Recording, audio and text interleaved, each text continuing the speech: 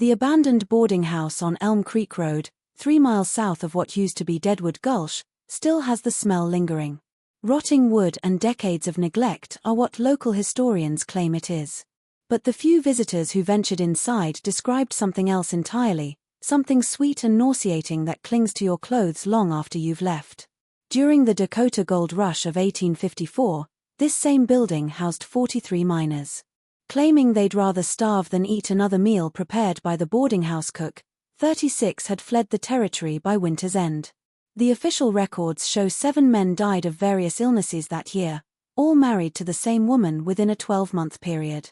What those records don't mention is why the massive iron cooking pot in the kitchen was buried 6 feet underground behind the building. Or why Martha Sinclair's recipe book disappeared from the county courthouse the very same night she vanished. Before we continue with the story of Martha Sinclair and the darkest chapter in Deadwood Gulch's history, make sure to subscribe to our channel for more chilling tales from America's forgotten past. And let us know in the comments what state you're listening from. These stories happened everywhere. The truth about what happened in that boarding house kitchen would remain buried for over a century. That is, until a construction crew unearthed something that made even the coroner refuse to file an official report. Deadwood Gulch wasn't like the famous Deadwood that would later capture America's imagination. This was a smaller, more desperate place. A collection of hastily built structures clinging to the sides of a narrow valley where Elm Creek carved its way through the Dakota Territory. When gold flakes were first discovered in the creek bed in the spring of 1854, the population swelled from 12 families to over 200 fortune seekers within just 6 weeks. The settlement had no law, no doctor, and precious little hope.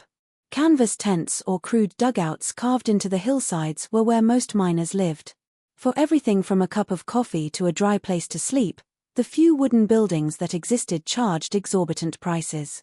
It was into this chaos that Martha Sinclair arrived on a wagon train from Independence, Missouri.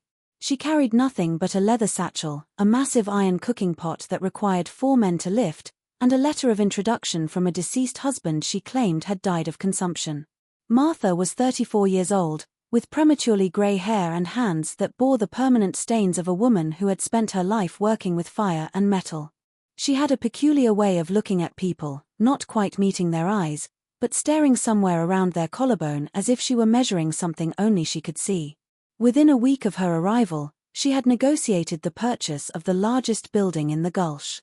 It was a 2-story structure abandoned when its previous owner died in a mining accident. Perfectly positioned to catch every miner coming and going from their work, the building sat at the intersection of what passed for the main street and the path that led up to the richest claims. Martha immediately set about converting it into a boarding house, installing her enormous cooking pot in the kitchen, and posting handwritten signs throughout the settlement: clean beds, hot meals, fair prices, no credit, no exceptions. The boarding house filled quickly. In a place where most meals consisted of hardtack and beans cooked over an open fire, Martha's kitchen produced genuine feasts. Thick with meat and vegetables, her stews were a marvel.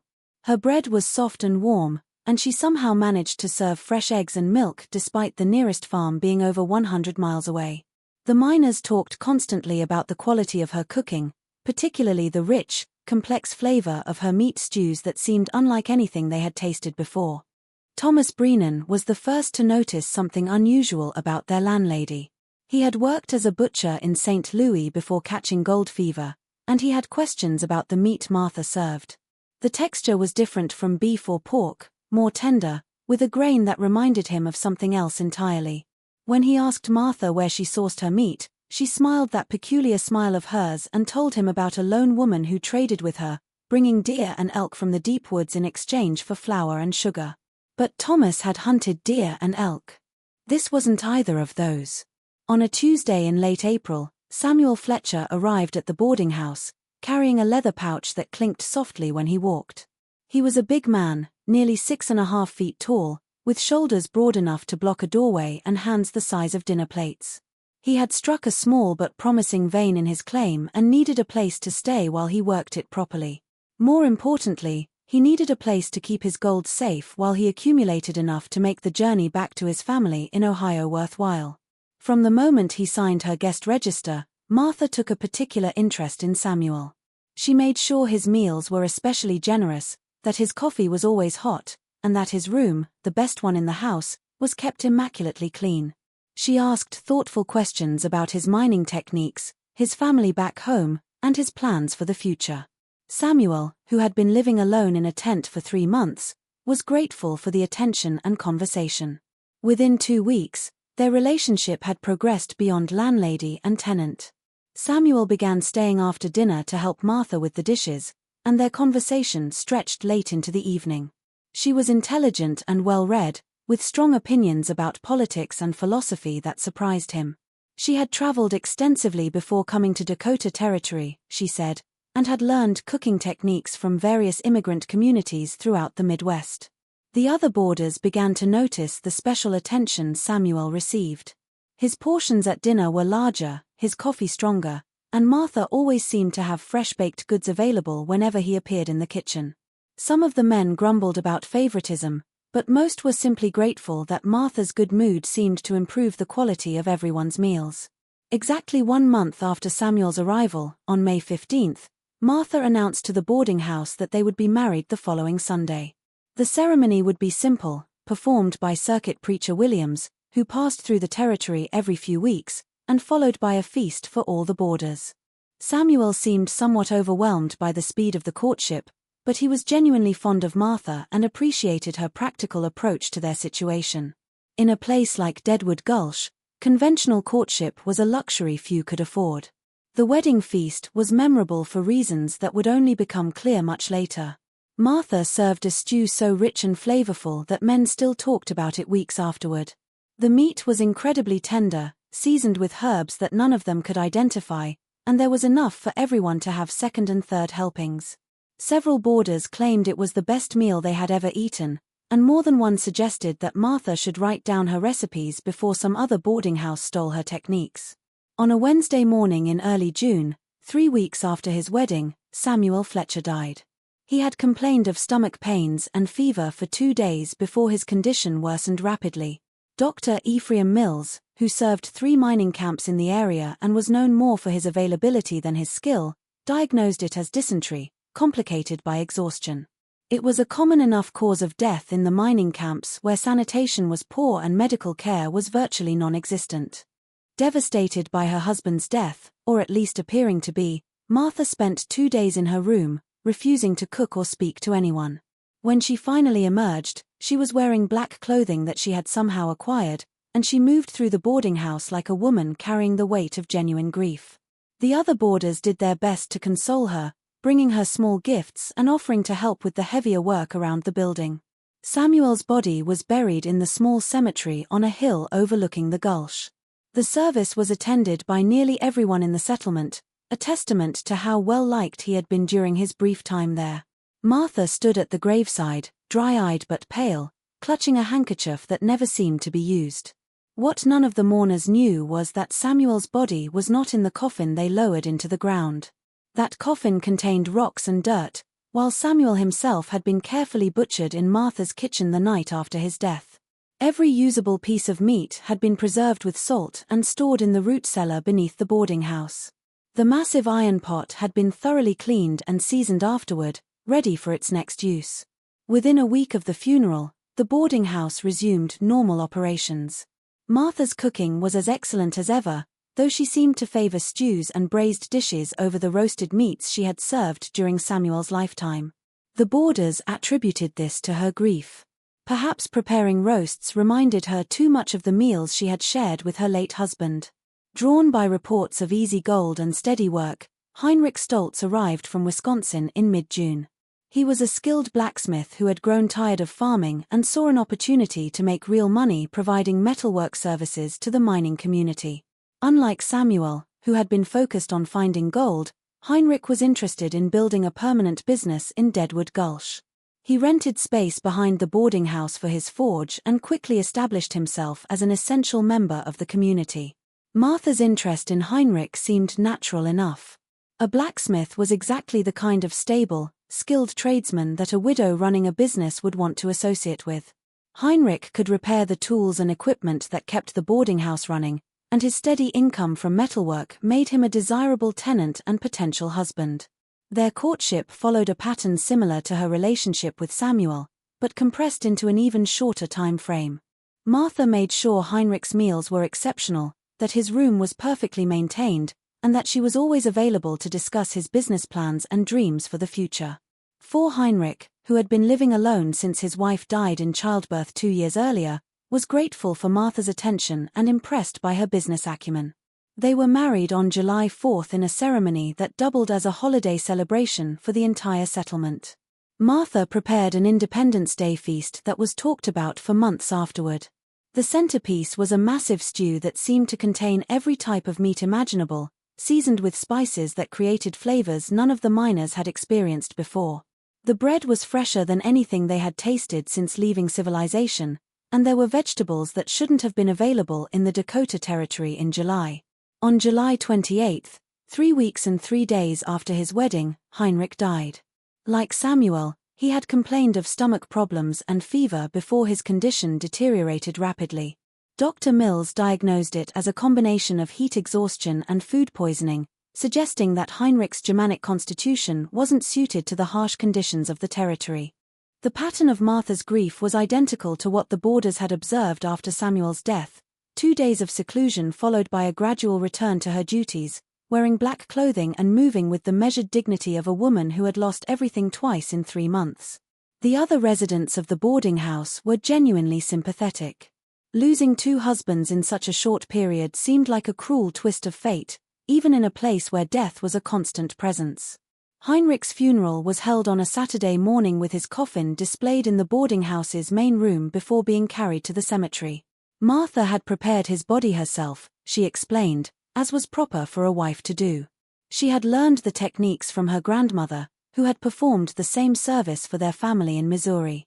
The boarders were impressed by her dedication and her knowledge of funeral customs.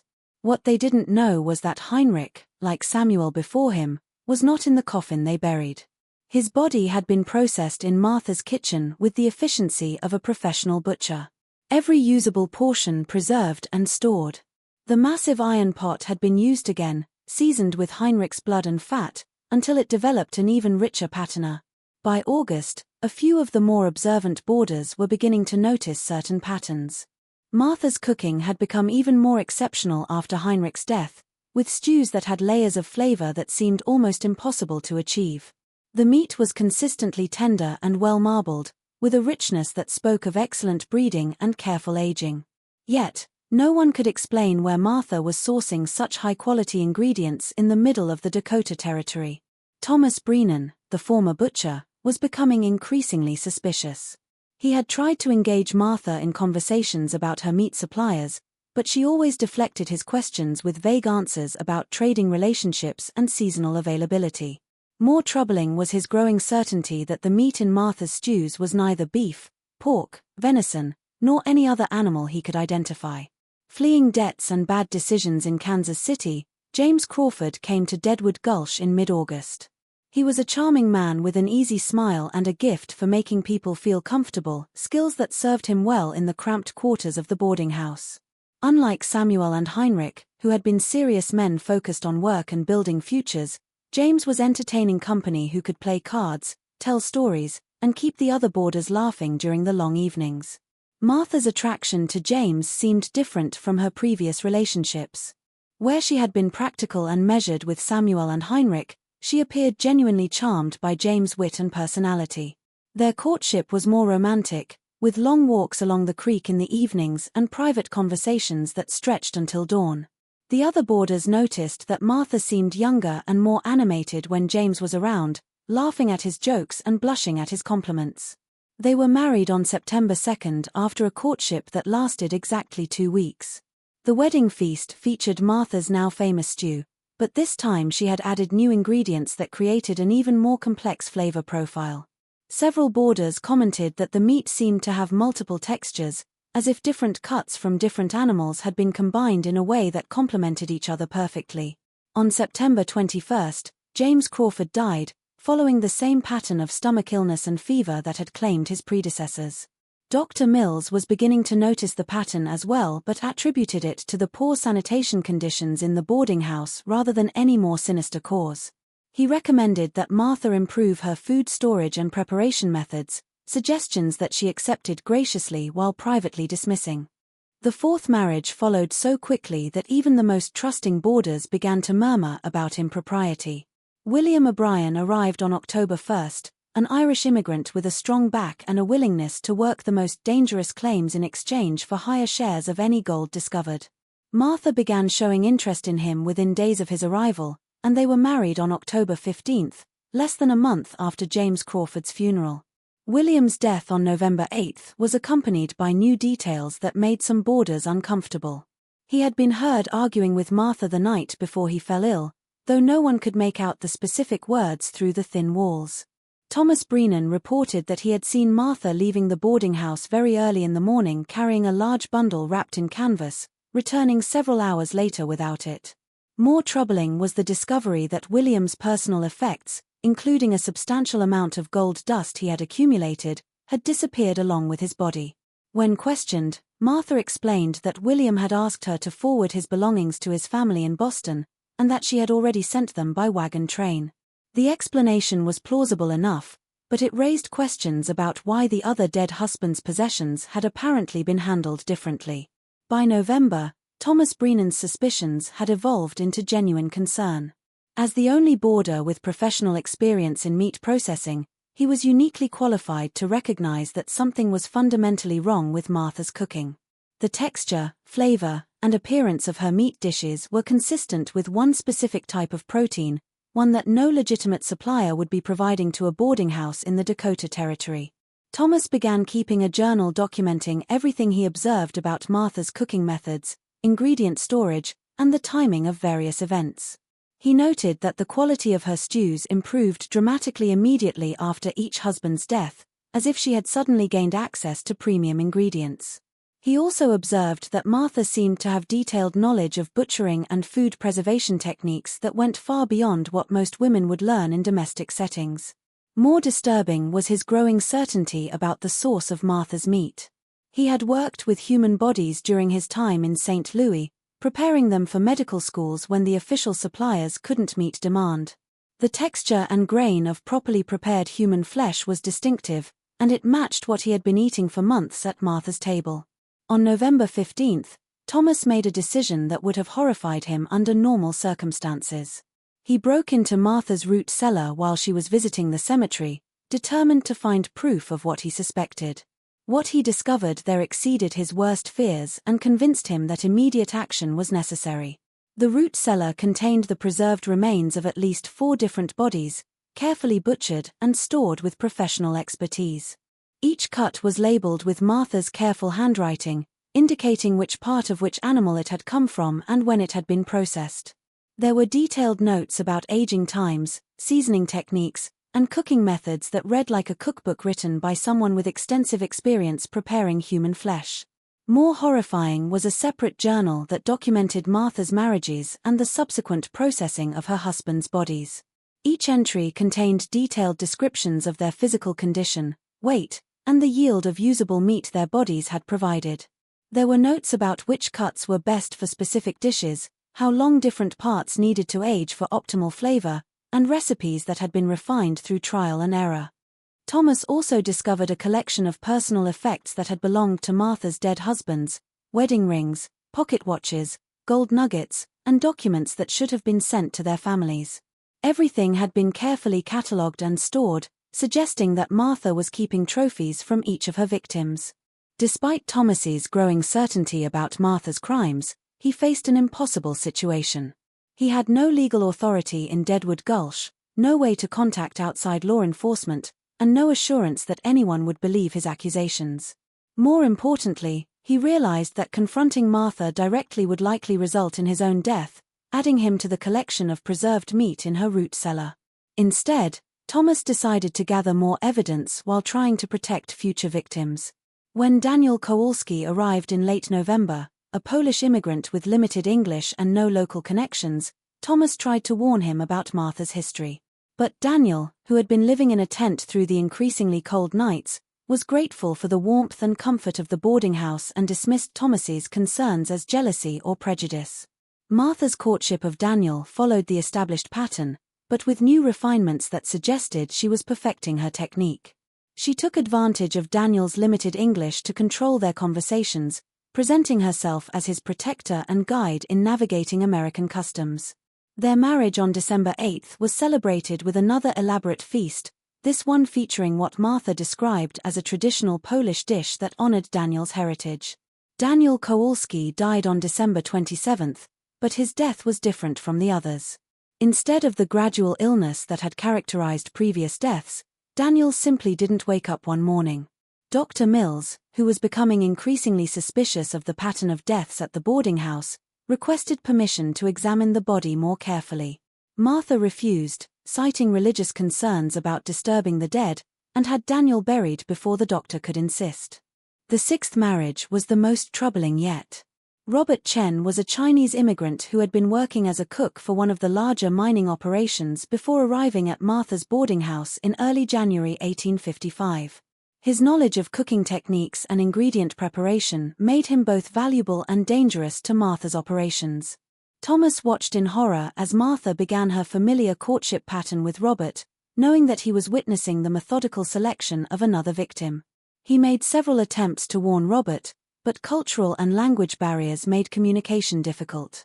More frustrating was Robert's obvious admiration for Martha's cooking skills and his eagerness to learn her techniques. They were married on January 23, and Robert Chen died on February 14. His death was particularly suspicious because Robert had been in excellent health and had actually been helping Martha with food preparation in the days before his illness began. Thomas realized that Martha was becoming bolder and more careless, perhaps confident that no one would challenge her or that she could eliminate any threats to her operation. Just when we thought we'd seen it all, the horror in Deadwood Gulch intensifies.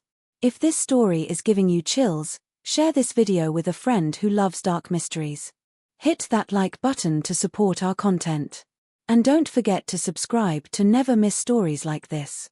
Let's discover together what happens next in Martha's terrifying reign of culinary murder. On February 20, Peter Larsen arrived at the boarding house, a Norwegian immigrant whose imposing physical presence and suspicious nature made him different from Martha's previous victims. Standing nearly 6 feet 4 inches tall, with shoulders broadened by years of military service and manual labor, Peter carried himself with the alert posture of a man who had survived dangerous situations by staying vigilant. His pale blue eyes seemed to catalogue every detail of his surroundings, and he had the unsettling habit of asking follow-up questions when most people would have accepted simple answers. Unlike the other men who had come to Deadwood Gulch seeking quick fortunes, Peter arrived with a different purpose. He had been hired by a mining consortium in Chicago to investigate reports of unusual activity in various frontier settlements, disappearances, suspicious deaths, and financial irregularities that might indicate fraud or worse. His military background and experience with criminal investigations made him ideally suited for work that required discretion and the ability to operate without official authority. Martha's first encounter with Peter was telling in ways that would only become clear later. When he signed the guest register, she studied his handwriting with unusual intensity, noting the precise formation of his letters and the steady hand that suggested both education and self-control. She asked the standard questions about his background and plans, but Peter's answers were vague enough to frustrate her attempts to categorize him as easily as she had his predecessors. More troubling for Martha was Peter's immediate interest in the boarding house's history. He asked specific questions about previous tenants, their length of stay, and the circumstances of their departures. When Martha tried to deflect these inquiries with general comments about the transient nature of mining communities, Peter pressed for details that revealed an uncomfortable familiarity with investigative techniques. During his first dinner at the boarding house, Peter's reaction to Martha's famous stew was markedly different from that of other newcomers.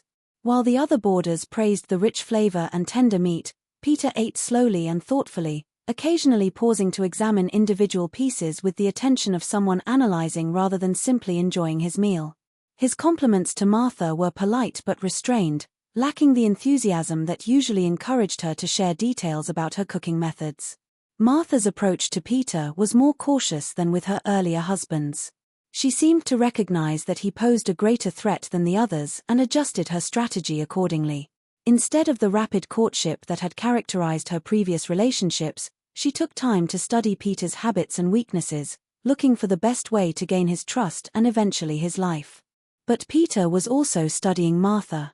His military training had taught him to recognize when someone was evaluating him as a potential target, and he quickly identified the predatory calculation behind Martha's seemingly innocent questions about his financial situation, family connections, and future plans.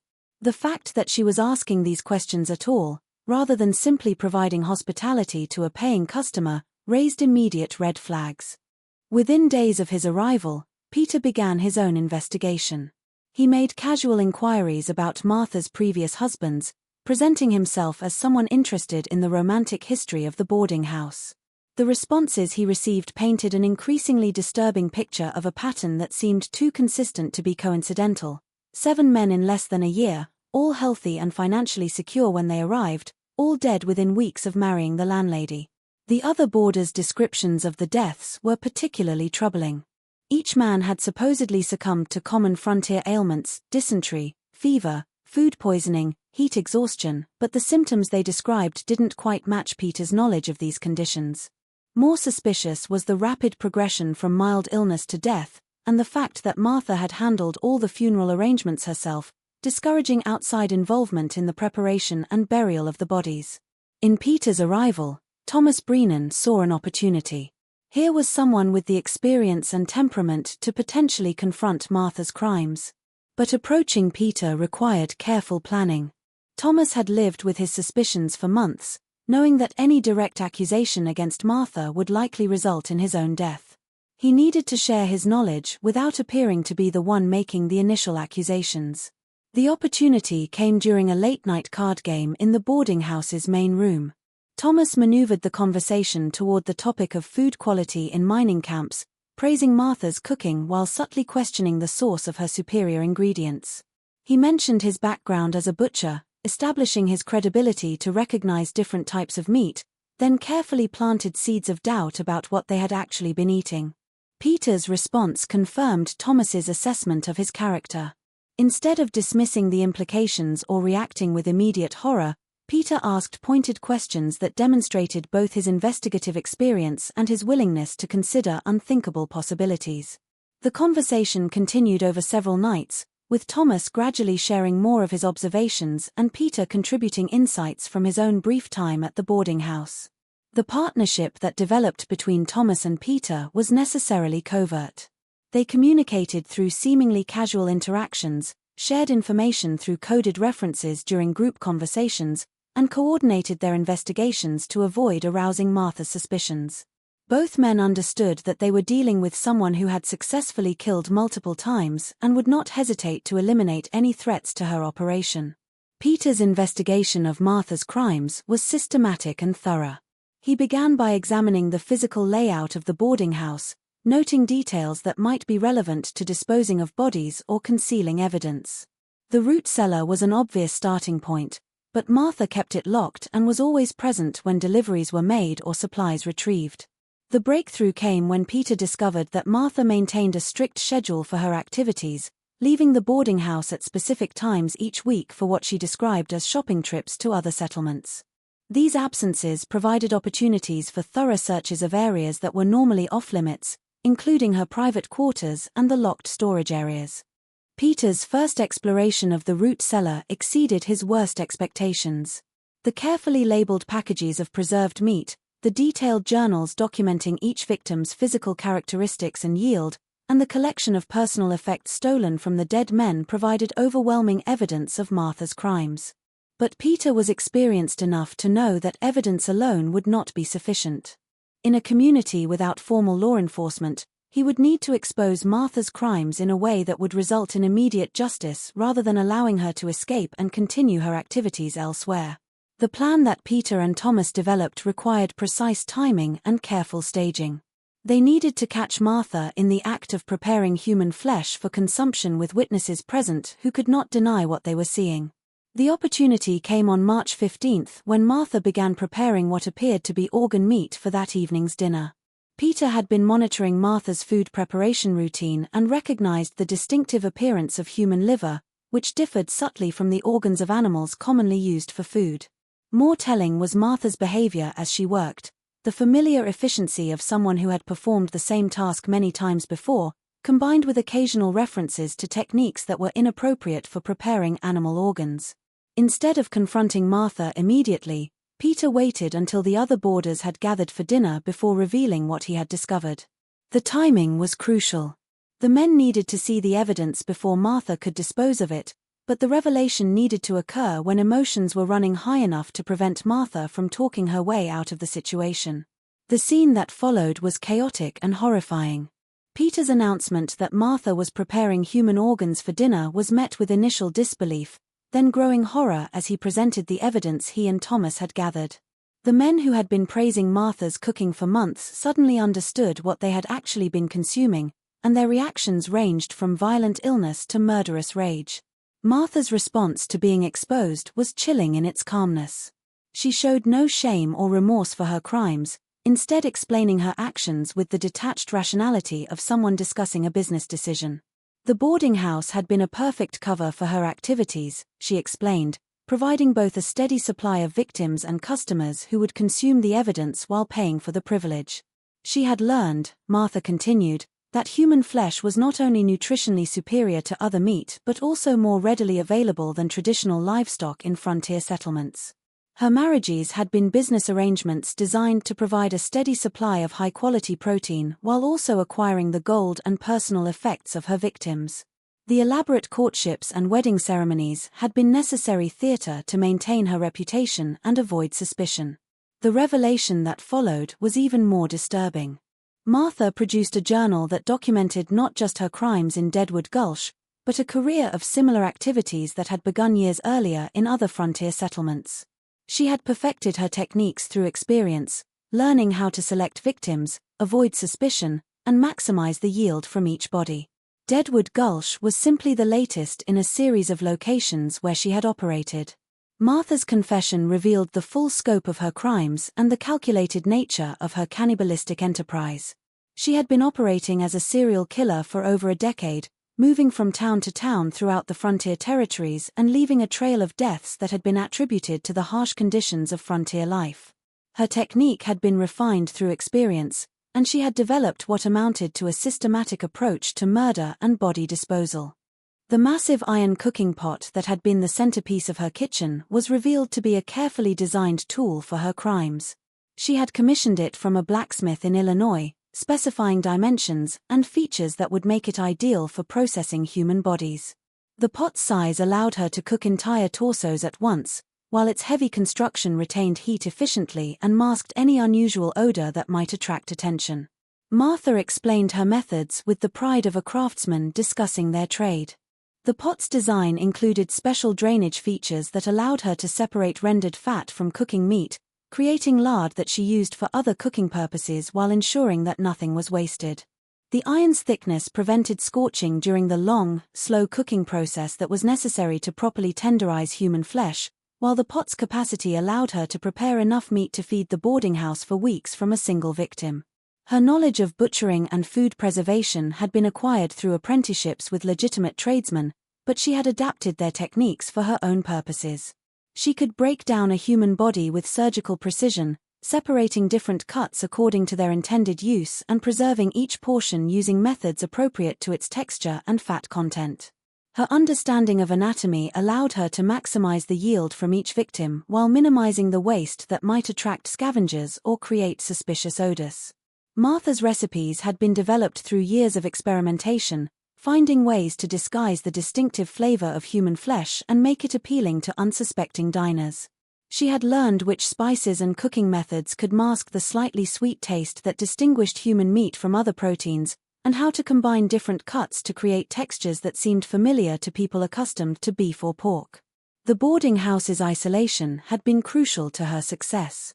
The nearest settlement was over a day's ride away, making it unlikely that authorities would investigate deaths thoroughly or quickly. The transient nature of the mining community meant that disappearances were common and rarely questioned, and the harsh conditions of frontier life provided plausible explanations for deaths that might have seemed suspicious in more civilized areas. Martha had also benefited from the limited medical knowledge available in frontier communities. Dr. Mills, like most frontier physicians, had minimal training and relied primarily on experience and folk remedies. His diagnoses were based on symptoms rather than detailed examinations, and he rarely questioned deaths that seemed consistent with common frontier ailments.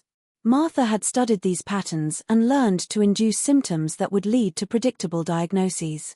The psychological aspect of Martha's crimes was perhaps the most disturbing element of her confession. She described her victims with the clinical detachment of someone evaluating livestock, noting their physical condition, estimated weight, and potential yield of usable meat. Her journals contained detailed profiles of each man's personality, habits, and weaknesses, information she had used to manipulate them into trusting her completely. Martha's selection criteria had evolved over time as she gained experience in identifying ideal victims. She preferred men who were physically robust but socially isolated, with substantial financial assets but no strong family connections. These characteristics ensured that her victims would provide maximum benefit while minimizing the risk of outside investigation into their disappearances. The courtship process had been carefully designed to serve multiple purposes. It allowed Martha to assess each victim's financial situation and personal history, identifying any potential complications that might arise after their death. It also provided opportunities to isolate the men from other community members, making them dependent on Martha for companionship and emotional support. Finally, the marriage ceremony itself served as a kind of ritual that marked the transition from courtship to the final phase of victimization. Martha's explanation of her preservation techniques revealed a level of sophistication that bordered on the professional. She had developed methods for curing different cuts of meat that maximized their shelf life and flavor, allowing her to consume a single victim over several months while maintaining the quality of the meat. Her root cellar had been designed with temperature and humidity controls that created optimal storage conditions, and she had invested in equipment that allowed her to package and label her products with the precision of a commercial operation. The financial aspect of Martha's crimes had been equally calculated. In addition to the meat that fed her boarding house customers, she had been profiting from the gold and personal effects stolen from her victims. She had developed relationships with dishonest merchants in distant settlements who would purchase jewelry and precious metals without asking questions about their source. The steady income from these sales had allowed her to maintain the boarding house's operations and fund her movements between different territories. Peter's military experience proved invaluable in documenting the full extent of Martha's crimes. He understood the importance of preserving evidence and maintaining clear records that could be used in any future legal proceedings. Working with Thomas, he began a systematic cataloging of everything they had discovered, creating an inventory that would serve as the foundation for prosecution. The physical evidence was overwhelming in both quantity and detail. Martha's journals contained not only records of her crimes in Deadwood Gulch but detailed accounts of similar activities in at least 6 other frontier settlements over the previous decade. Each entry included the victim's name, physical description, financial assets, and the circumstances of their death, along with technical notes about butchering yields and meat quality. The preserved remains in the root cellar told their own story. Peter's examination revealed that Martha had been processing bodies with the efficiency of a professional butcher, utilizing virtually every portion of each victim. The labeling system she had developed indicated not only which victim each package came from but also the date of processing and the intended use for each cut. More disturbing were the personal effects that Martha had kept as trophies. Wedding rings, pocket watches, gold nuggets, and important documents had been carefully preserved and catalogued, creating a macabre museum of her victims' lives. Some items bore inscriptions that revealed heartbreaking details about the men's families and dreams, making their deaths seem even more tragic. Peter also discovered evidence of Martha's connections to criminal networks in other territories. Letters and financial records indicated that she had been working with accomplices who helped her establish new identities and operations in different locations. These partnerships suggested that Martha's crimes were part of a larger pattern of organized criminal activity that had been operating across the frontier for years. The investigation revealed that Martha had been using multiple names and identities, making it difficult to track her movements or connect her to crimes in different locations. She had developed sophisticated methods for creating false documents and establishing credible backgrounds that would satisfy the limited record-keeping systems used in frontier communities. Thomas's expertise as a former butcher proved crucial in understanding the technical aspects of Martha's crimes. He was able to explain to the other boarders exactly how human flesh differed from animal meat and why Martha's cooking methods had been so effective in disguising what they were actually eating. His testimony would later be essential in convincing skeptical community members that the accusations against Martha were based on factual evidence rather than hysteria or prejudice. The psychological impact on the boarding house residents was severe and immediate. Men who had been praising Martha's cooking for months suddenly understood that they had been unknowingly participating in cannibalism, and the realization produced reactions ranging from violent illness to complete psychological breakdown. Several boarders required medical attention for symptoms that Dr. Mills attributed to extreme shock and trauma. The community's response to the revelations was complicated by the lack of precedent for dealing with crimes of this magnitude. Deadwood Gulch had no established legal system, no jail facilities, and no experience with formal criminal proceedings. The residents were forced to create their own methods for investigating the accusations against Martha and determining an appropriate response. As word of the accusations against Martha spread throughout Deadwood Gulch, the community's response grew increasingly volatile. Men who had been customers at the boarding house demanded to know exactly what they had been eating, while others refused to believe that such crimes were possible. The lack of formal authority meant that mob justice became a real possibility, with some community members calling for Martha's immediate execution without any form of trial.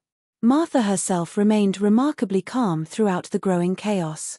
She continued to operate the boarding house as if nothing had changed, preparing meals and maintaining her normal routines, even as evidence of her crimes was being displayed for increasingly horrified audiences. Her behavior suggested either complete confidence in her ability to escape consequences or a form of psychological detachment that allowed her to ignore the reality of her situation. Peter recognized that the community's emotional state was becoming dangerous for everyone involved. Without careful management, the situation could deteriorate into vigilante violence that might result in additional deaths and would certainly prevent any systematic investigation of Martha's crimes. He began organizing the more level-headed community members into a structure that could provide due process while ensuring that justice would be served. The evidence continued to accumulate as more people came forward with observations about Martha's behavior that had seemed innocent at the time but now appeared sinister. Miners reported seeing Martha disposing of large bundles in remote locations, while merchants recalled her unusual requests for specific types of equipment and supplies. The pattern that emerged painted a picture of someone who had been methodically planning and executing murders for months. What are your thoughts on this story? Do you believe everything was brought to light, or could there be more victims we'll never know about? Leave your comment down below.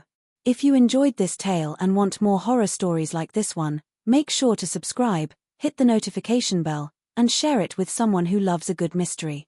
I'll see you in the next video.